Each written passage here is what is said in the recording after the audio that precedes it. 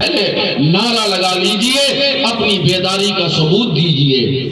نعرہ تکبیر، نعرہ رسالت، شیخ اعظم کانفرنس، فیضان سرکار کلام حضرت علامہ امین القادری صاحب قبلہ۔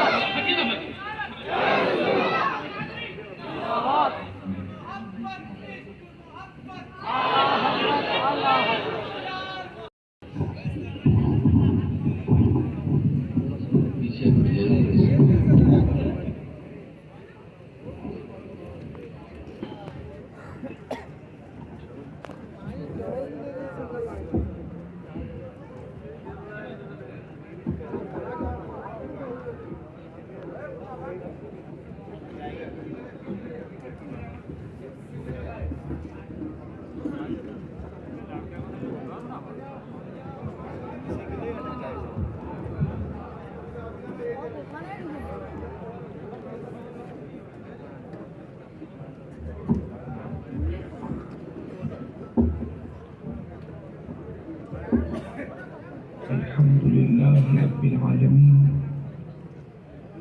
والعاقبۃ للمتقین والصلاة والسلام علی سید الانبیاء والمرسلین وعلی آلہ واصحابہ الطیبین الطاہرین، اما بعد فاعوذ باللہ من الشیطان الرجیم، بسم اللہ الرحمن الرحیم۔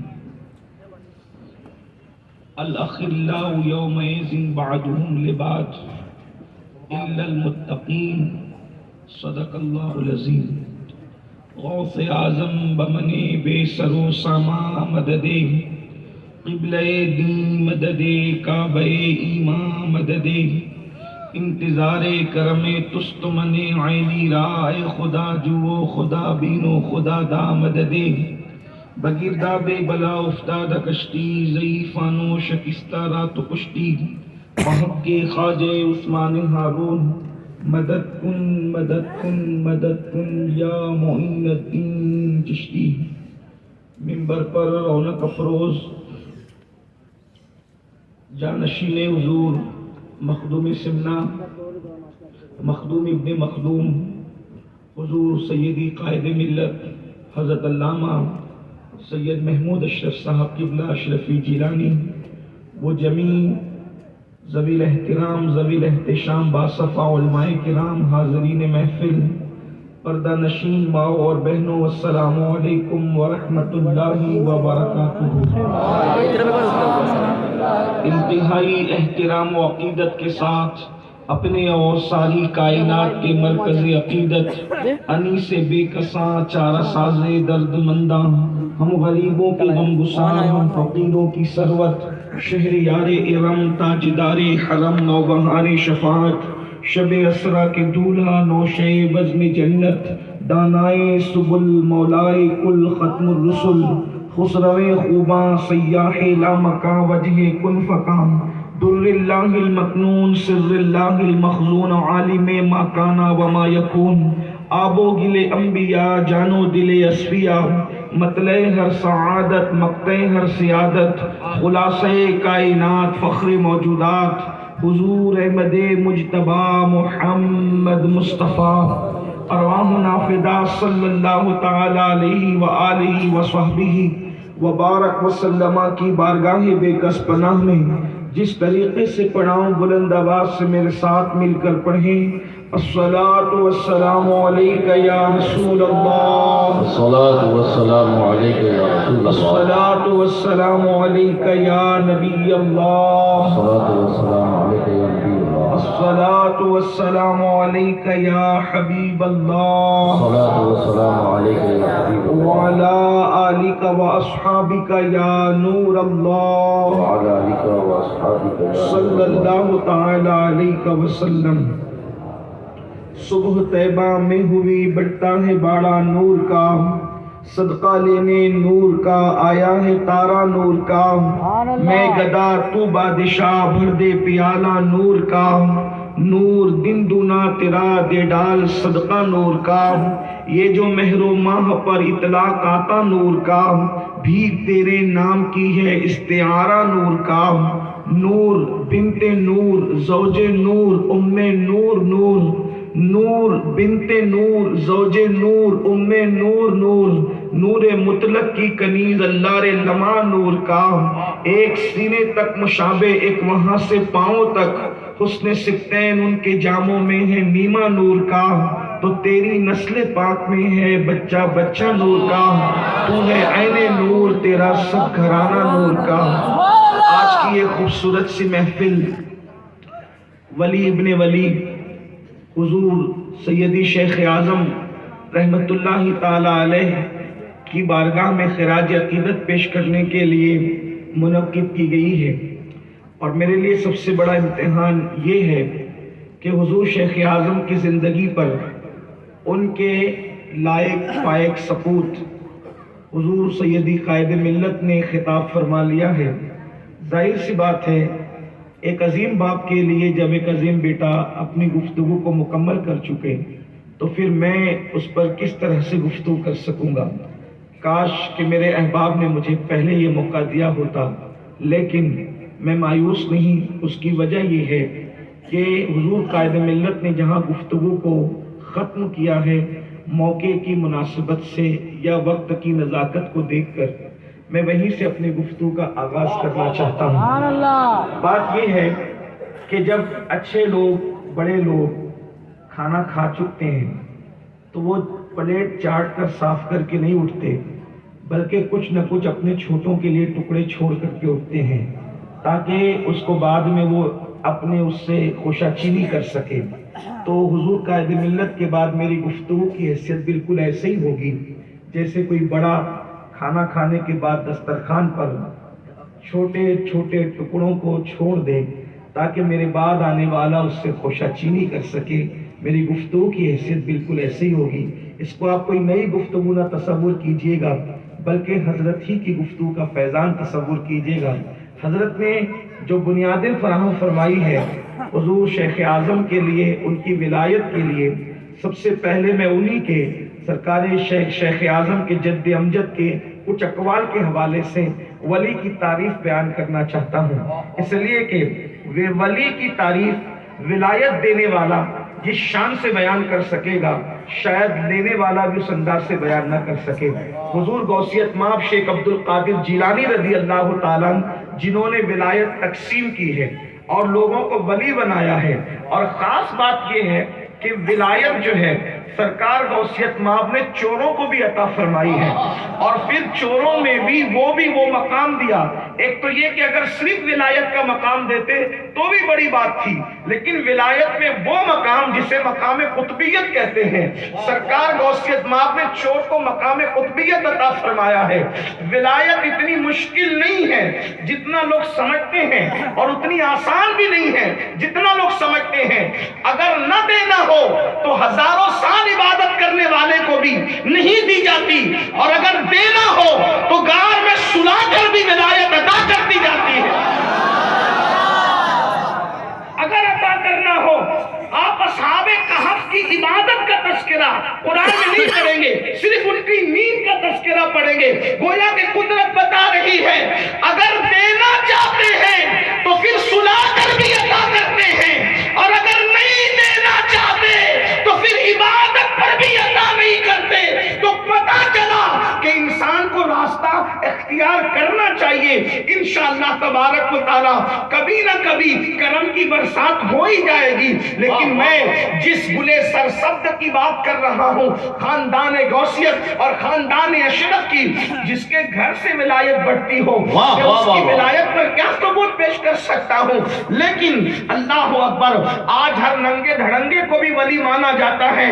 اللہ اکبر، اسی طریقے سے جھوٹی شہرتیں کر دی جاتی ہے، الگ الگ الگ معاملات کر دیے جاتے ہیں، لیکن سرکار غوث اعظم فرماتے ہیں ولی کی 12 صفتیں ہوتی ہیں، ولی کے اندر 12 صفتیں ہوتی ہیں۔ اگر ولی پہچاننا ہو تو آپ امامے کے پیچ و خم سے نہیں پہچان سکتے، جبوں کی خوبصورتی سے نہیں پہچان سکتے، ولایت کو پہچاننا ہو تو ہاتھ میں تسبیح اور بغل میں مصلی سے بھی نہیں پہچان سکتے، بلکہ غوثیت مآب رضی اللہ تعالیٰ عنہ اپنے ملفوظات میں ولی کی 12 صفتیں بیان فرماتے ہیں، اور ان 12 صفتوں میں ہم شیخ اعظم کی زندگی کا جائزہ لیں گے۔ کیا یہ 12 صفتیں میں، یہ 12 صفتوں میں حضور شیخ اعظم کی زندگی کا کوئی گوشہ ملتا ہے؟ اگر ملتا ہے تو پھر بات اپنی جگہ ہوگی، اور اللہ اکبر پھر گفتگو ہوگی۔ میں بات بہت طویل گفتگو نہیں کروں گا، لیکن اختصار کے ساتھ سرکار غوثیت مآب فرماتے ہیں ولی میں 2 صفتیں جو ہوتی ہے وہ اللہ رب العزت کی 2 صفات کا مظہر ہوتا ہے۔ ولی اللہ کی 2 صفات کا مظہر ہوتا ہے، رسول اللہ کی 2 صفات کا مظہر ہوتا ہے، صدیق اکبر کی 2 صفات کا مظہر ہوتا ہے، فاروق اعظم کی 2 صفات کا مظہر ہوتا ہے، عثمان غنی کی 2 صفات کا مظہر ہوتا ہے، مولا علی کی 2 صفات کا مظہر ہوتا ہے، یعنی 4 یاروں کی 2 صفات۔ اللہ اکبر، یہ 8 صفات ہو گئی، اور اس طریقے سے رسول اللہ کی 2 صفات 10 صفات ہو گئی۔ اسی طریقے سے جو وہ اللہ رب العزت کی 2 صفات 12 صفات ہو گئی۔ اب آئیے شیخ اعظم کا جائزہ لیں گے، ان کی زندگی کے اندر یہ صفات ہے کہ نہیں۔ قدرت کی وہ 2 صفات کا مظہر ہوتا ہے۔ نمبر 1 صفت ستاری اور صفت غفاری کا وہ مظہر ہوتا ہے۔ واللہ اللہ باللہ، مریدوں کو دیکھ کر کے گفتگو کا عنوان بدلنے کو میں نفاق سمجھتا ہوں۔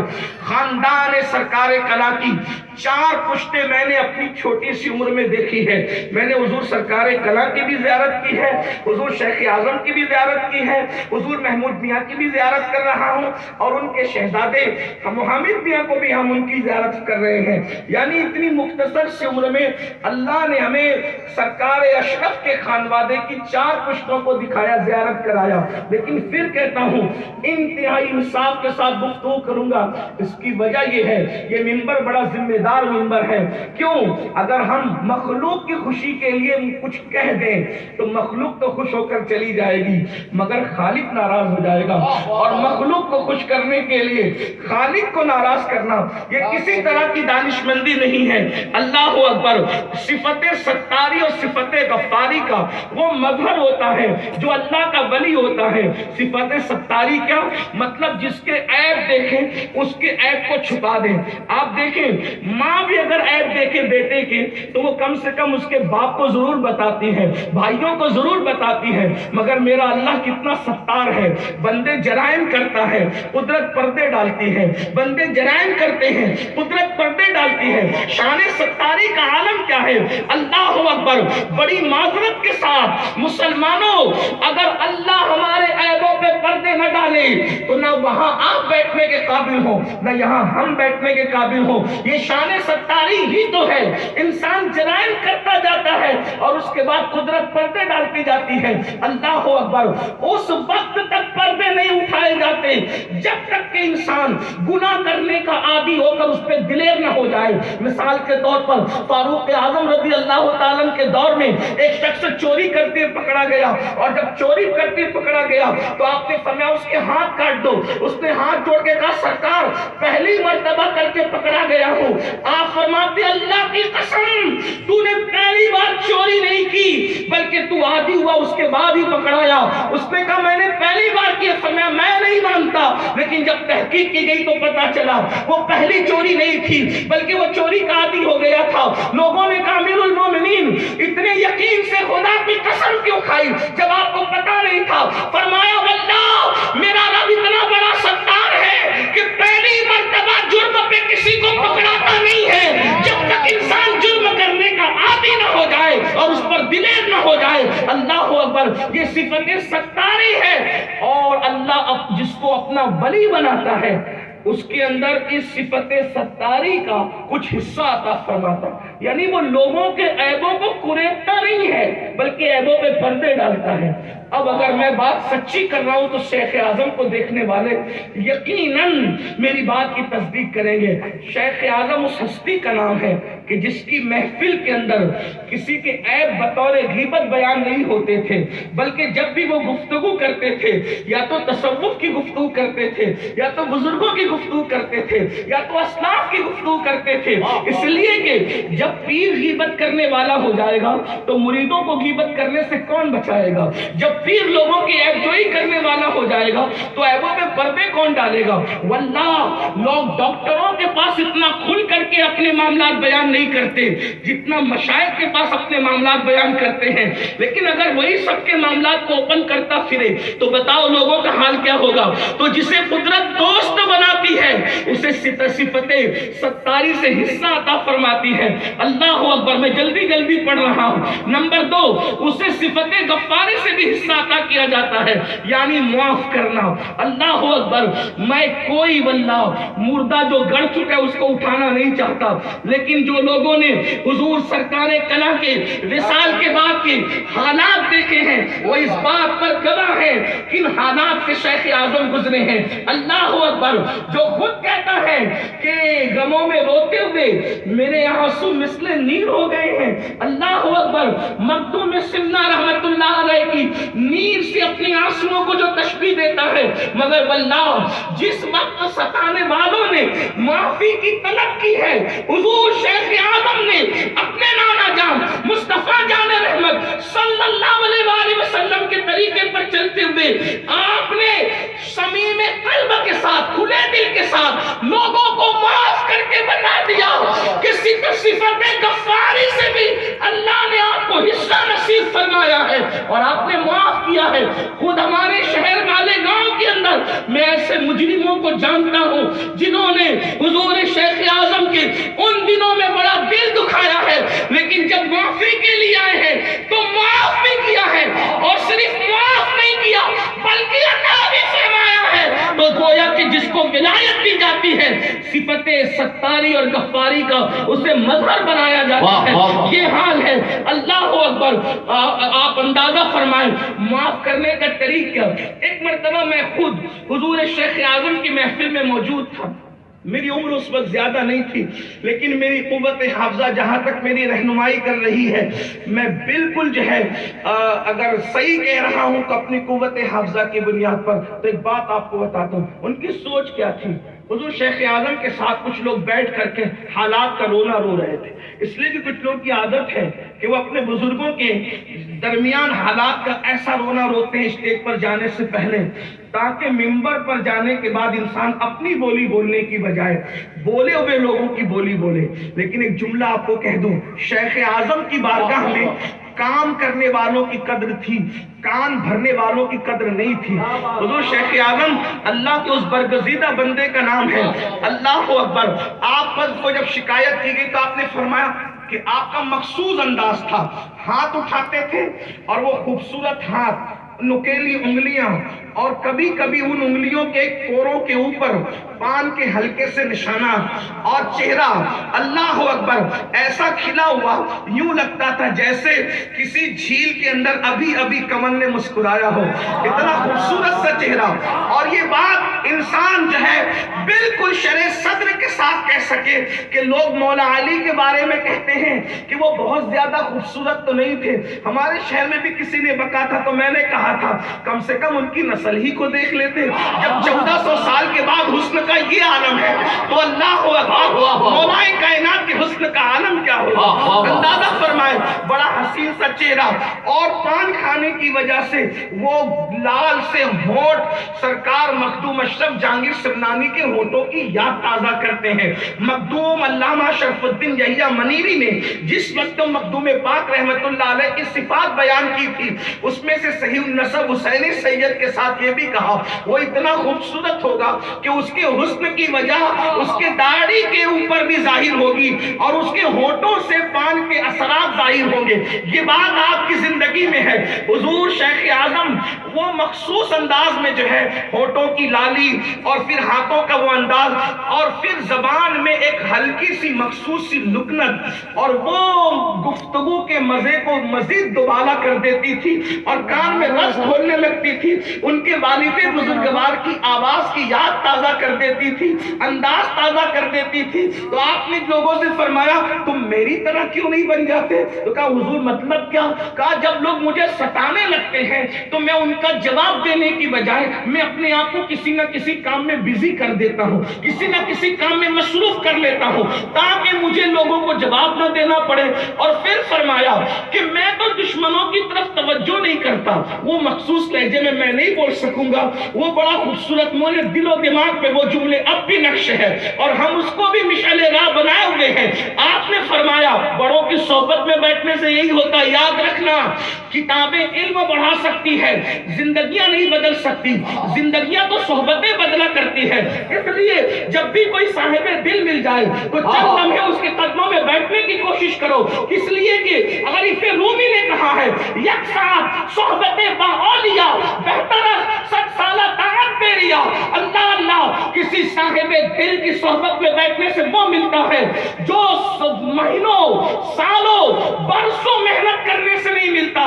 اللہ اکبر۔ آپ نے فرمایا میں تو رابعہ بصری کی طرح ہوں، دشمنوں پہ توجہ ہی نہیں کرتا۔ تو لوگوں نے پوچھا حضور مطلب کیا؟ فرمایا جب رابعہ بہت عبادت کرتی تھی تو کسی نے کہا رابعہ مائی جب تو اتنی عبادت کرتی ہے تو دشمن تو تجھے بہت ستاتے ہیں، تو شیطان تو تجھے بہت ستاتا ہوگا، شیطان تو تجھے تکلیف پہنچاتا ہوگا، شیطان تو تجھے ہر جگہ پر پریشان کرنے کی کوشش کرتا ہوگا۔ تو رابعہ نے جواب دیا، کہا کہ مجھے یار کی یاری سے فرصت نہیں ہے، دشمن کے لیے میں وقت کہاں سے لاؤں؟ دشمنوں کے لیے نعرہ تکبیر، واہ واہ۔ شیخ اعظم فرماتے ہیں مجھے کام سے فرصت نہیں ہے، میں مخالفین کے لیے وقت کہاں سے لاؤں؟ آپ اندازہ فرمائیں ایسا مرشد اللہ تعالیٰ نے آپ کو عطا فرمایا جسے شیخ اعظم واقعی وہ شیخ اعظم واقعی شیخ اعظم تھے۔ دو صفتیں رسول اللہ کی، وہ حضور کی صفات کا مظہر۔ حضور کی دو صفتیں کیا؟ حضور امت کے لیے رفیق بھی ہیں اور شفیق بھی ہیں۔ حضور غوث پاک، رفیق کا مطلب ہوتا ہے دوست اور شفیق کا مطلب ہوتا ہے شفقت کرنے والا، پیار کرنے والا۔ میں واللہ لازم کہہ رہا ہوں، زیادہ قسمیں کھانا بھی اچھی بات نہیں، لیکن عنوان نازک ہے۔ کسی کو بھی ٹارگٹ کر کے تقریر کرنے کو میں غیبت سمجھتا ہوں اور غیبت زنا سے بدتر ہے۔ لیکن اگر دائیں بائیں الفاظ کے تیر چلے جائیں تو اگر میں شراب کے خلاف تقریر کروں اور کوئی کہے کہ یہ کس کو بلا لیا تھا مالیگاؤں سے کہ وہ ہمارے خلاف بول رہا تھا، میرے عزیز مجھے تو پتہ بھی نہیں کہ آپ شراب پیتے ہیں، مجھے پتہ بھی نہیں کہ آپ جوا کھیلتے، اگر دین آپ تک پہنچے تو میں کیا کر سکتا ہوں؟ تو بڑی معذرت کے ساتھ پھر کہہ رہا ہوں، آپ دھیان میں مت لائیے گا، ٹارگٹ کر کے تقریر کرنے کو غیبت سمجھتے ہیں اور غیبت زنا سے بدتر ہے۔ یہ منبر اتنا مقدس اس لیے نہیں ہے کہ آپ کسی کی غیبت کر جائیں، اور یہ بھی آپ کو کہہ دوں کوئی اتنا قیمتی بھی نہیں ہے کہ ہم اس کی غیبت کریں۔ امام حسن بصری فرماتے ہیں کہ اگر میں کسی کی غیبت کرتا تو اپنے ماں باپ کی کرتا۔ توجہ ہے آپ کی؟ اگر میں کسی کی غیبت کرتا تو اپنے ماں باپ کی کرتا۔ کیوں؟ اس کی وجہ یہ ہے کہ جب کوئی کسی کی غیبت کرتا ہے تو اپنی نیکیاں اس کے نام اعمال میں ٹرانسفر کرتا ہے اور اس کے گناہ اپنے نام اعمال میں لیتا ہے۔ تو بھئی اگر یہ کام ہی کرنا اپنی نیکیاں کسی کو ٹرانسفر ہی کرنا ہے تو میں اپنے ماں باپ کو کیوں نہ دوں؟ لیکن چونکہ غیبت حرام ہے، ماں باپ کی بھی نہیں کر سکتے، اس لیے نہیں کرتے۔ تو توجہ فرمائیں، رفیق اور شفیق ہوتا ہے وہ مرشد ولی اپنی قوم پر، اس طرح جیسے اللہ کے رسول رفیق اور شفیق تھے امت کے لیے۔ مطلب کیا؟ حضور کی رفاقت کا انداز کیا تھا؟ اگر مدینہ منورہ کے ننھے بچے حضور کا ہاتھ پکڑ کے کہتے یا رسول اللہ ہمارے گھر چلیے اور کھانا کھا لیجئے، اگر اللہ کے رسول کو بھوک لگی ہوتی تو اللہ کے رسول یہ نہیں دیکھتے کہ کسی کا جھوپڑا ہے یا کسی کا محل ہے۔ حضور کو جس نے بلایا، رفاقت کا عالم یہ تھا، رفاقت کا عالم یہ تھا، جس نے آواز دی حضور پہنچ گئے۔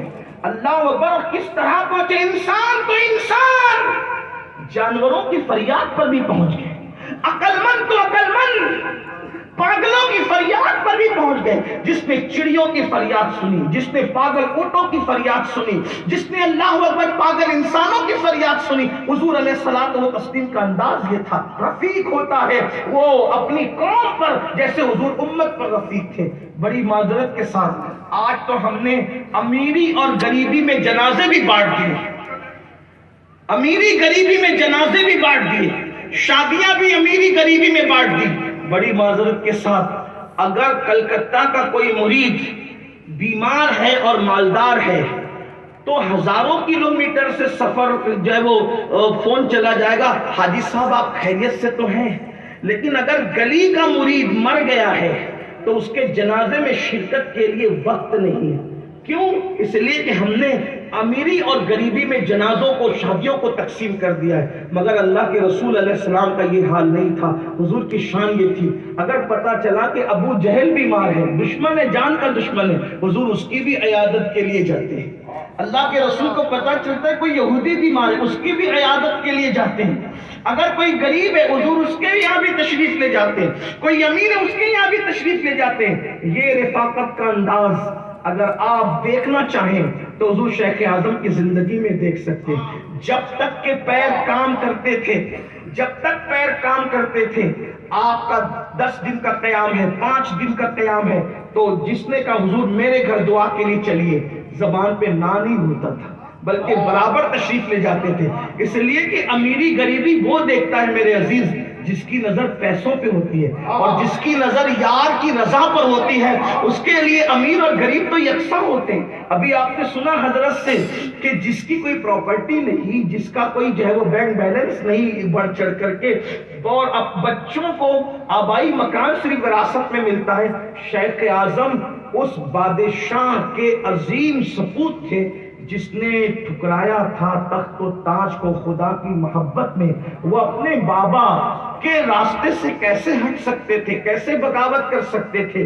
اس لیے کہ ان کا نام کسی مسجد کے مولوی صاحب نے اظہار اشرف نہیں رکھا تھا، کسی جلسے کے ناظم نے اظہار اشرف نہیں رکھا تھا، بلکہ کسی علم ظاہر کے، علم العادات کے ماہر نے بھی ان کا نام اظہار اشرف نہیں رکھا تھا. جسے ہم شبیہ غوث اعظم کہا جاتا ہے، عارف باللہ کہا جاتا ہے، اللہ اکبر، ولی ابن ولی کہا جاتا ہے، انہوں نے نام رکھا تھا. اور اظہار اشرف کا مطلب کیا بیان کیا تھا؟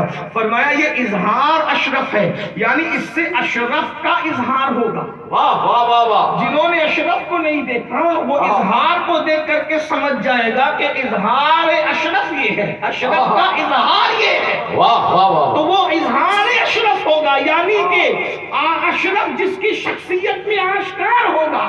اظہار سے جس اشرف کو ظاہر کیا جائے گا، ان کے کردار کو، ان کی سخاوت کو، ان کے حسن کو، ان کے جمال کو، ان کے اخلاق کو، وہ اظہار اشرف ہوں گے. اندازہ فرمائیں تو یہ نام یوں ہی نہیں رکھا گیا، ایک عارف باللہ کی زبان سے نکلا تھا وہ نام، اور پھر انہوں نے واقعی اپنی ذات سے کردار اشرف کا اظہار کر کے بتایا، اور دنیا کو کہنا پڑا جب اظہار اشرف یہ ہے تو شان اشرف کا.